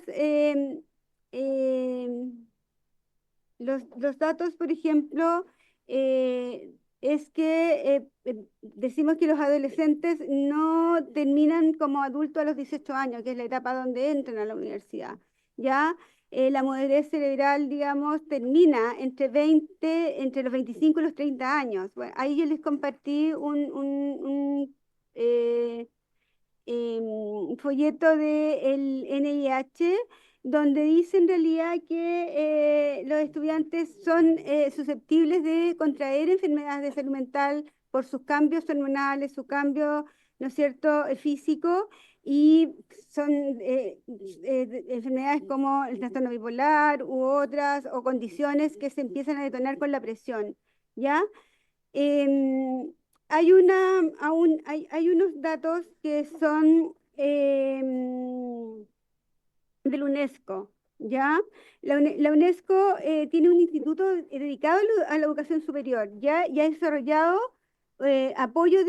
un documento de apoyo a salud mental en el 2024 a través del informe ODS, del desarrollo sostenible, que insta a los gobiernos y las políticas claras respecto a la alfabetización. Yo puse una estrellita para que ustedes lo vean con calma. Alfabetización de la docencia, a mantener seguimiento para detectar carencias y mejorar la calidad de salud de los estudiantes. En la encuesta realizada por la OMS, se denota Chile en especial, donde dice que en 46% de los estudiantes mantienen depresión, 53% estrés, y bueno, y en la importancia, el tema del estrés, que yo lo escuché en esta comisión, que es muy importante, claro, y es normal tener estrés, ¿no es cierto? Pero cuando el estrés se empieza a prolongar, surge una alarma, porque hay una resistencia donde la persona quema todas sus capacidades, ¿no es cierto? Su capacidad física, entonces no puede, digamos, tiene un peso enorme que termina con un agotamiento y una cronificación, digamos, del estrés y con eso lo puede llevar a una enfermedad severa, a una depresión o hasta una depresión suicida donde le va a costar, por supuesto, reponerse. Entonces, estos informes en realidad llaman, digamos, o sea, em, se mantienen en línea con lo que apunta, los desafíos que apunta este proyecto. Justamente en cuanto al contexto, en cuanto a los desafíos, ¿no es cierto? Están todas delineadas, pero exactamente, como que esto salió después que el proyecto, pero el proyecto está, digamos, en esta línea, ¿ya?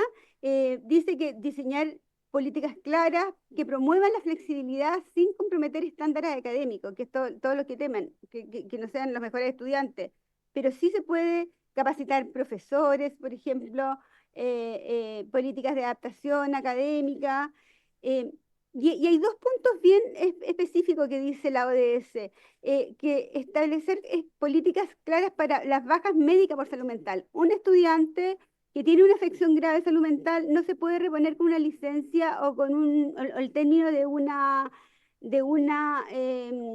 postergación de semestre, de año. Necesita una inclusión, ¿ya? Y necesita la no penalización, dice el proyecto académica. O sea, debe tener la oportunidad de que pueda recuperarse y en eso hay una inflexibilidad al respecto en nuestras políticas de las instituciones. Estos protocolos deben explicar cómo pueden reunir los estudios, por ejemplo, tras la recuperación, reconociendo que esto no retrase su egreso, ¿ya?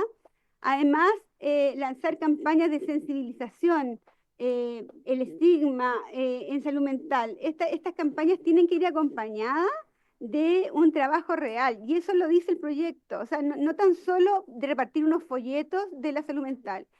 Como dijo la subsecretaria, nos juntamos yo soy parte del consejo asesor en esa oportunidad, y nos juntamos, la Universidad de Chile presentó y habla, ¿no es cierto?, que la base es la promoción del bienestar, o sea, esto que está abajo, esta pirámide, ¿no es cierto? Después, ahí se pueden prevenir, ¿no es cierto?, los riesgos o factores.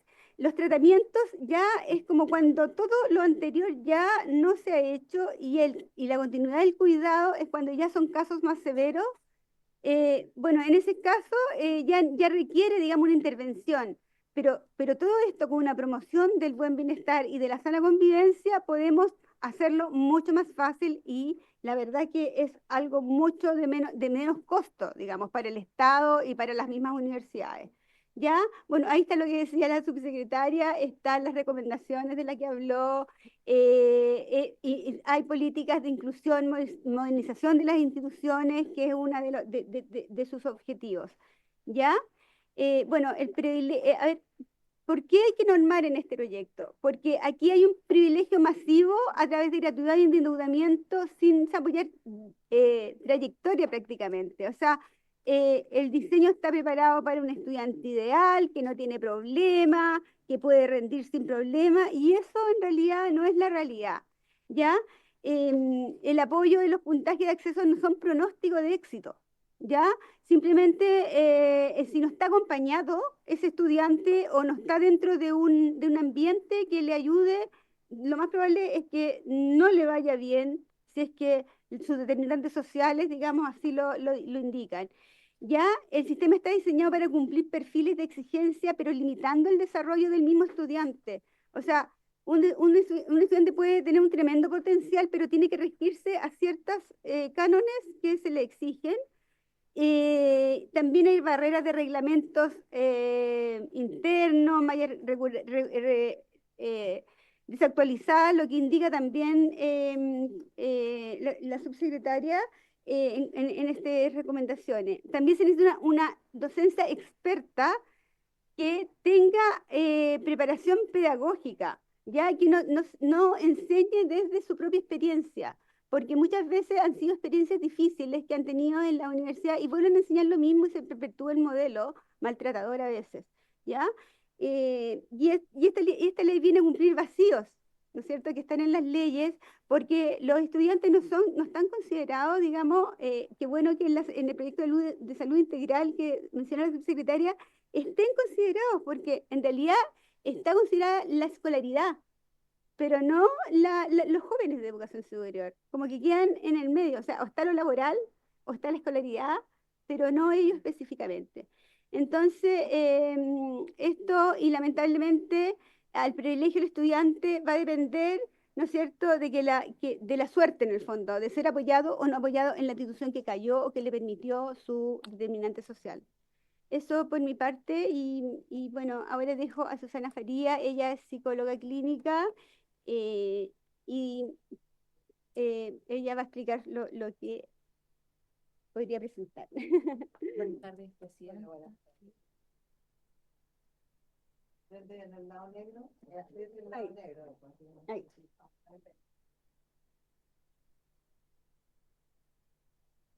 Ahí. Buenas tardes, presidenta. Buenas tardes a los honorables miembros de esta comisión. Doy inicio a mi presentación que tiene como contenido hablar sobre neurodivergencia, pero antes de entrar de lleno a ese tema es importante que comprendamos qué es la neurodiversidad para poder hablar luego de lo que me convoca. Nick Walker, que es un psicólogo autista, activista, plantea que la neurodiversidad es la diversidad infinita de las mentes humanas que existe. Por lo tanto, está compuesta de personas neurotípicas, consideradas con un neurodesarrollo normal o típico, y también agrega a las personas neurodivergentes, que son aquellas que divergen de esta normalidad. Y eso se compone en sí la neurodiversidad. Y neurodivergentes encontramos a las personas con condición del espectro autista, déficit atencional, Tourette, dislexia, entre otros.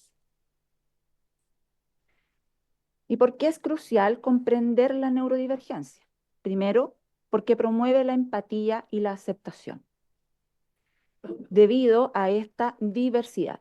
Y segundo, porque reduce el estigma. Y esto me quiero detener un poco porque la mayoría de las personas neurodivergentes tiene conductas ya sea de camuflaje, compensación, tiene dificultades con diversos factores sensoriales.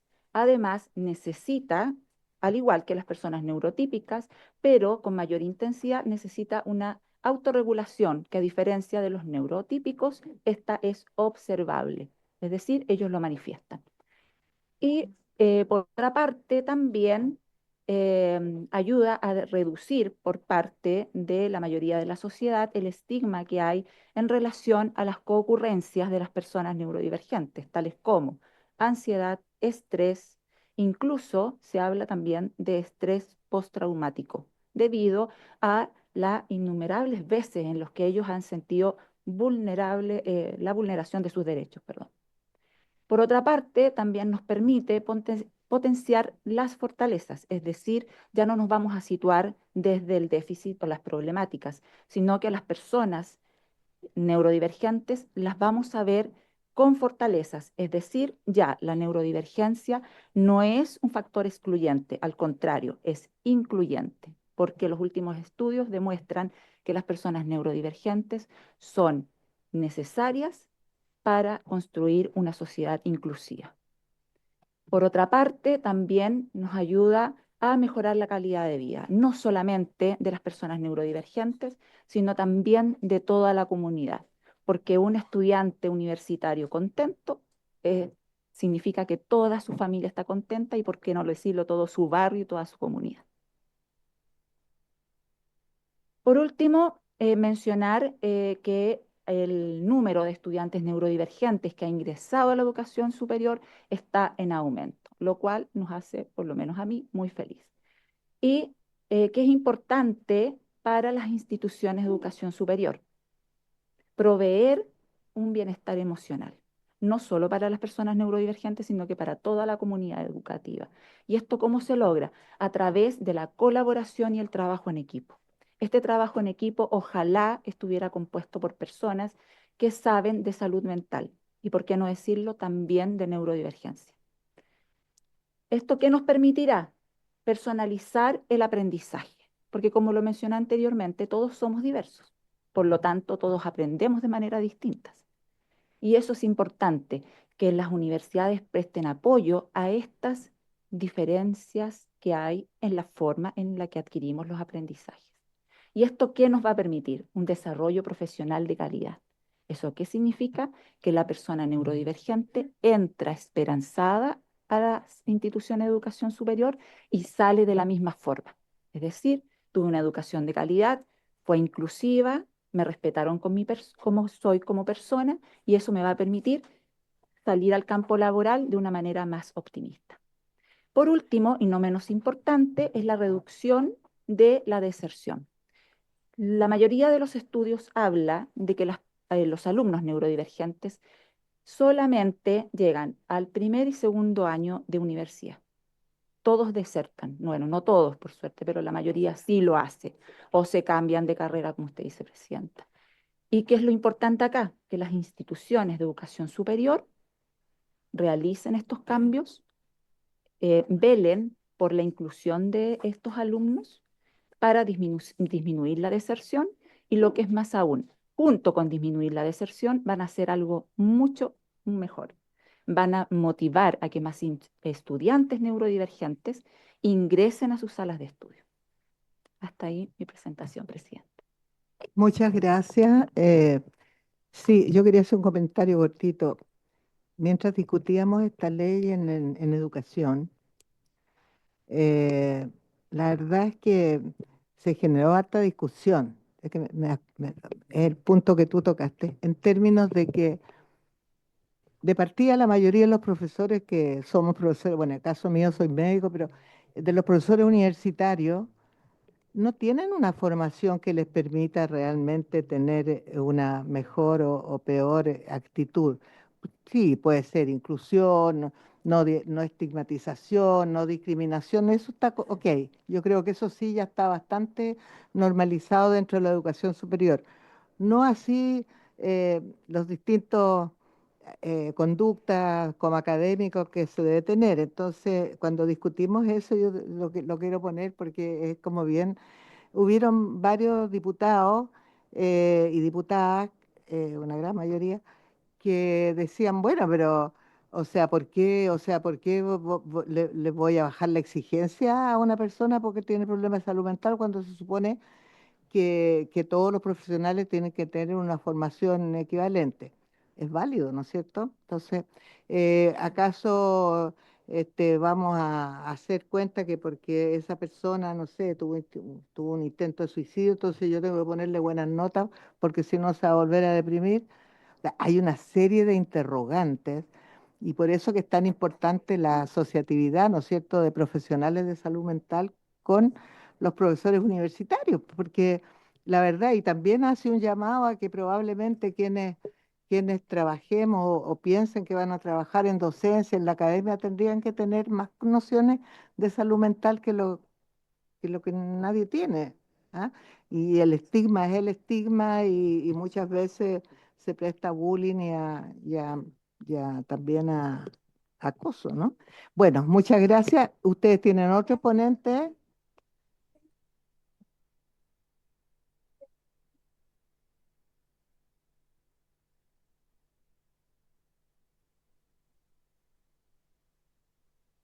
Buenas tardes, ¿se escucha?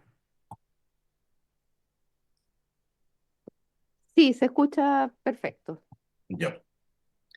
Bueno, continuando la presentación que hicieron Odette y Susana, voy a pedir que ponga la otra diapositiva y después vuelvo a esa, por favor. De hecho, conectándome con la comentario que hacía la presidenta, creo que este gráfico, que está a la izquierda, es muy interesante. Muestra, ¿cierto?, una balanza en dos condiciones. La que está arriba, ¿cierto?, en equilibrio, la segunda no.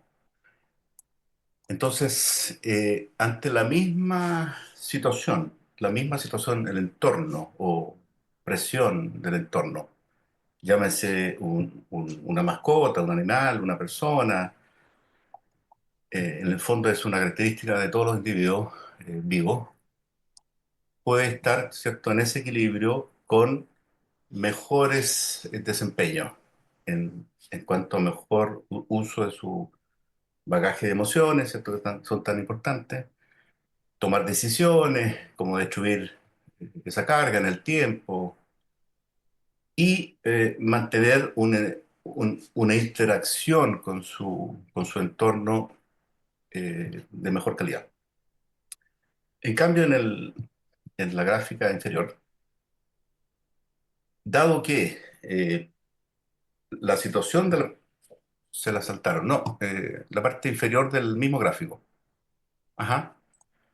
En una situación de desequilibrio por distintos motivos, sea que la persona viene con una carencia desde desde la formación, sabemos que los 2 primeros años son fundamentales, luego a los 6 años la incorporación a un entorno social y a los 12 ya se obtiene una mínima desarrollo, aunque sabemos, como decía Odette, que eso continúa y bueno, quienes pasamos los 60 años esperamos seguir aprendiendo, yo me siento un aprendiz todavía. Sin embargo, entonces, en ese gráfico lo que se nota que eh, una persona con condiciones previas a veces o una susceptibilidad distinta va a tener una respuesta diferente ante la misma carga, ¿ya? Entonces, para tener en mente ese gráfico. Y al lado derecho se comenta, ¿cierto? O se muestra un aspecto que ha estado muy revisado últimamente, que es la capacidad de la persona de salir de un estado de alteración o desequilibrio emocional, sometido a presiones o estrés externo, o una carga, ¿cierto?, externa.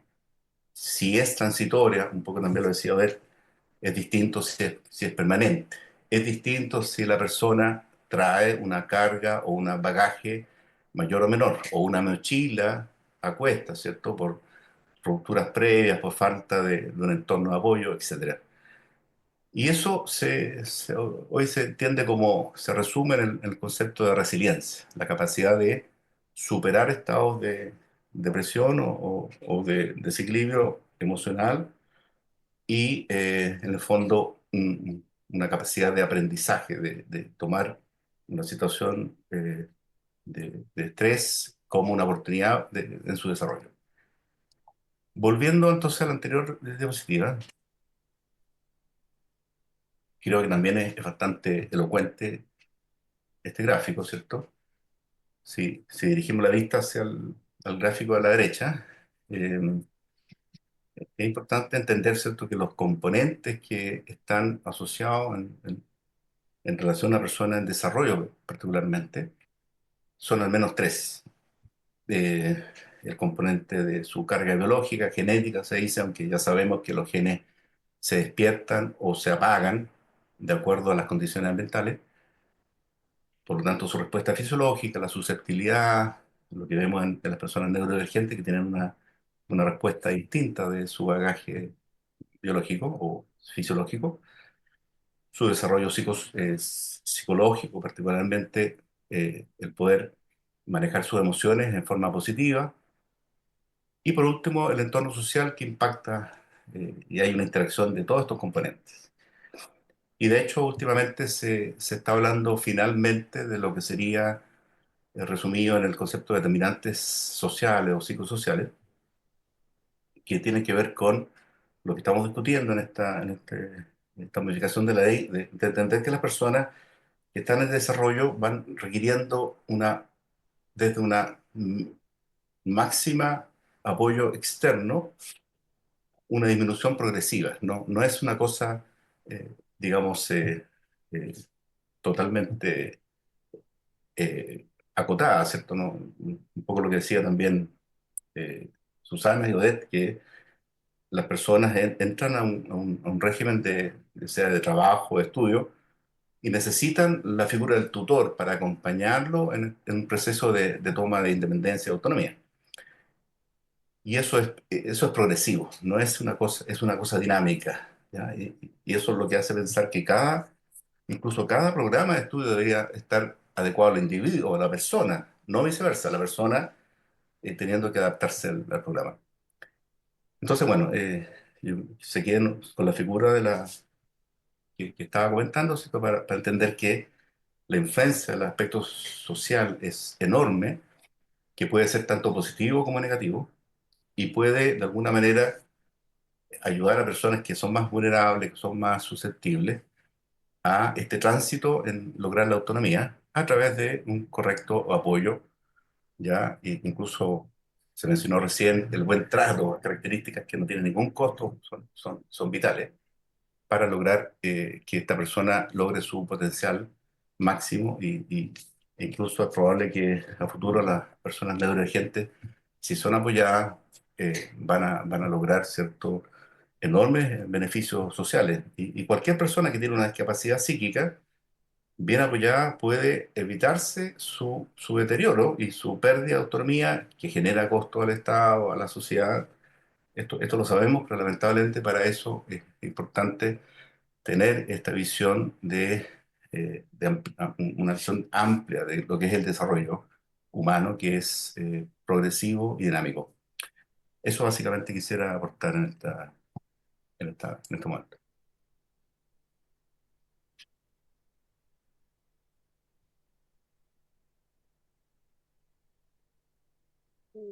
Mira, Gracias, doctor.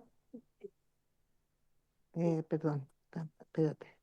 Tengo que cortar ahí, no sé cómo hacerlo. Ay, yo soy muy bruta. No la puedo atender. Ya. Mm, Vamos a dar una poquita palabra para quien quiera hacer preguntas. ¿Usted quiere hacer un agregado? ahí, ahí sí. Mira, quería agregar como para la tranquilidad de algunos diputados que yo sé que preguntaron por la autonomía de las universidades, que estaban muy preocupados por ese tema. Y en realidad la ley 21.091 en realidad recoge normas no derogadas y realmente está todo escrito y no van a pasar Sí. sobre los derechos fundamentales, digamos, un tipo de normativa como esta. Y también está el apoyo del principio interamericano, de la OEA, que también insta a que se respeten los derechos, sobre todo menciona la salud, menciona la discapacidad, ¿no es cierto? E insta a las universidades, ¿no es cierto? Para esto, incluso tuvimos recientemente la visita de Talen Mofoken para informar sobre la salud física y mental en Chile, ¿no es cierto? Y ella específicamente, nosotros tuvimos la privilegio de conversar con ella en una reunión de comunidad, y ella insta, ¿no es cierto?, a que el gobierno de Chile apruebe este proyecto de ley, porque escuchó hablar de los estudiantes, de los problemas que hay en la salud mental. Entonces, también es a nivel globalizado, esto se necesita en este cambio y esta reforma que apunta el proyecto. Entonces, modernizar, flexibilizar y tener como estudiantes comprometidos, realizados y capaces de desarrollar su potencial, Sí. llegaremos al país los profesionales más No, íntegros. sí ¿Ya? yo creo que Así todos que compartimos lo que ustedes dicen. Yo creo que las exposiciones han sido claras. Yo creo que aquí también hay bastante conciencia. El tema que tiene que ver con la autonomía en las universidades no está tan relacionado con lo médico o lo de salud, sino que con el cambio o las adaptaciones curriculares, o como la sensación de que tienen que dar facilidades que van en contra de las ramas curriculares. Bueno, pero eso es un tema que yo creo que tendrá que ver las instancias correspondientes. Nosotros les agradezco mucho, y voy a abrir espacio para preguntas.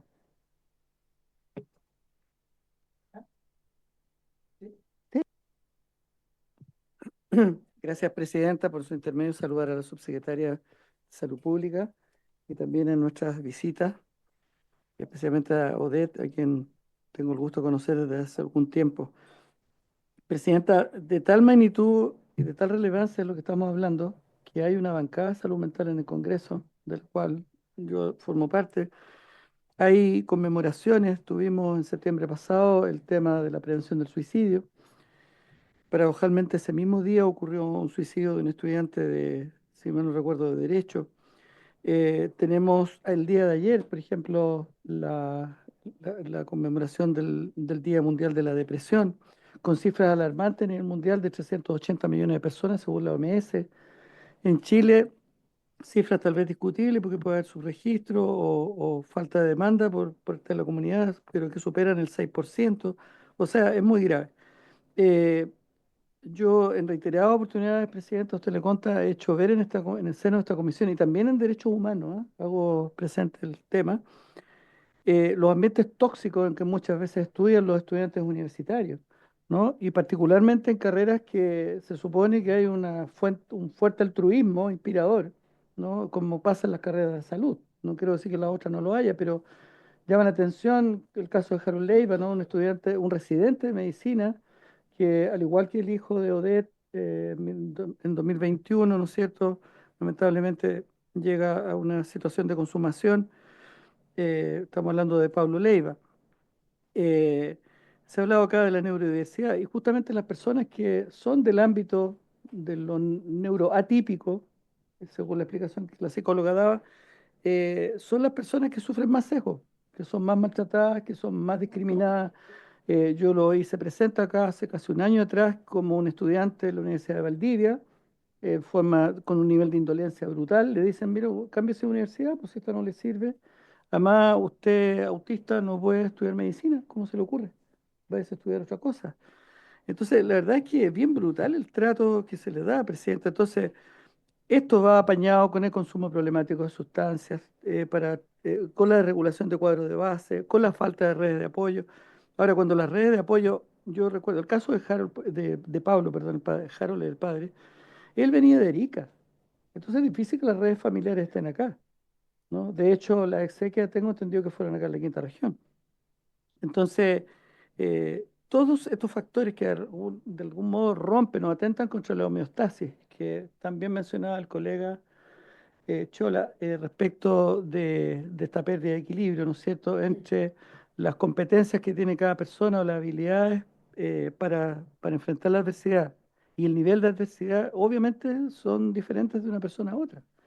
Entonces, cuando no están las redes de apoyo y en la universidad, en vez de encontrar redes de apoyo, encuentra bullying, ¿no? Encuentra académicos que yo no sé, yo entiendo que los médicos no somos profesores, no somos docentes, no sabemos, pero yo creo que debería ser un requisito que para que alguien enseñe tenga un decálogo, pero que tenga un decálogo, doctora, por lo menos un decálogo, ¿no? Unas cositas pocas, ¿ah? Unos mandatos que rijan su comportamiento académico.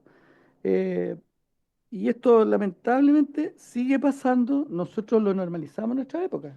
O sea, para nosotros era lo más normal que a ti la gente nos ninguneara en su pabellón. Fue un connotado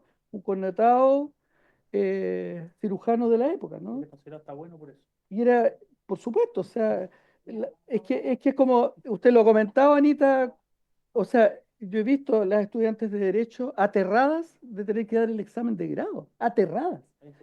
O sea, entonces hablamos del terrorismo y eso, ¿qué tipo de terrorismo será? Terrorismo académico, no sé.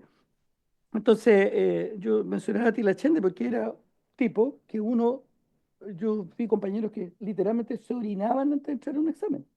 Entraban al pabellón y iban aterrados, ¿no? Del maltrato. Y eso era, como dices tú, colega, bien visto. O sea, la letra con sangre entra, decían antiguamente. Entonces, hago todas estas observaciones, Presidenta, agradezco. Realmente hemos conversado con la subsecretaria este tema de la Ley de Salud Mental Integral, que se hayan tenido en consideración algunos aspectos que nosotros sindicamos.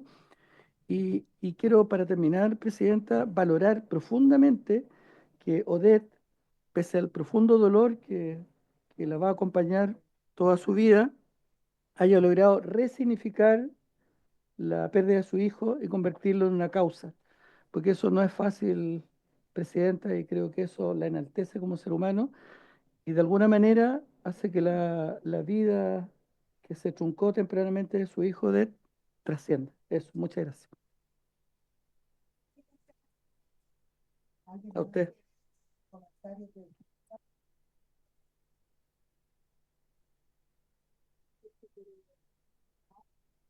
Bueno, yo quiero agradecer de verdad, de corazón, bueno, a todos ustedes que nos están presentando todos los temas, porque realmente son temas que hoy día son transversales, que no podemos mirarlo solo desde el punto de vista de salud y enfermedad, sino que de una forma mucho más amplia, considerando la determinación social de las enfermedades en general, y me gustó mucho la proporción que puso en lo biológico, lo psicológico y lo social, porque la mirada más medicalizada tiende a ser al revés. Al revés. Ah, claro. Porque lo había dicho un médico, me parece excelente. Pero le digo lo mismo a mis alumnos, ¿no? Entonces creo que hemos tenido un marco interesante, un marco muy interesante para comenzar la discusión. Nos quedan algunos audiencias aún, y los diputados pueden invitar a más personas también para poder enviar nuestras indicaciones y nuestra votación lo antes posible, para que esta ley sea aprobada a más tardar en marzo, espero. ¿Ah? Ojalá. Así que les agradezco mucho, y por haberse terminado el objetivo, haberse cumplido el objetivo de esta reunión, se levanta la sesión.